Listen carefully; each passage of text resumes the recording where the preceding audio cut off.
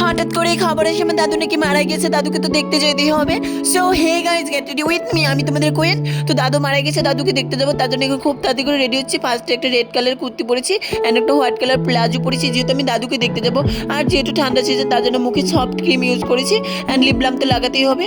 আমরা জানি না দাদুর কী হয়েছিল, দাদু কী হয়ে মারা গেছে আমরা নিজেও জানি না গাইজ। তো তারপর মাস্কারা আইলাইনার তো খুব ইম্পর্টেন্ট, এগুলো করতে হয়েছি। তো আমি দাদুকে দেখতে যাবো গাইজ। তো দাদুকে দেখার জন্য আমি খুবই এক্সাইটেড হয়েছি, দাদুকে কেমন দেখাচ্ছে গাইজ, মারা গিয়েছে দাদু।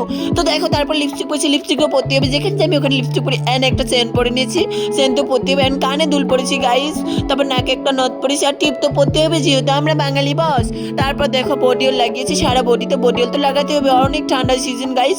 তারপর দেখো একটা ঘড়ি পরেছি হাতে, ঘড়ি তো পরতে হবে অ্যান্ড তারপর একটু চটি পরে নিয়েছি, চটি পরে আমি ছবি তুলছিলাম, তো আমাকে কত কিউট লাগছে। অ্যান্ড চুলগুলো আমি খোপা করে নিয়েছি অ্যান্ড পারফিউম তো লাগাতে হবে, যেহেতু আমি দাদুকে দেখতে যাবো। তো আমি সব কিছু করে রেডি হয়ে গেছি। Like comment and share subscribe.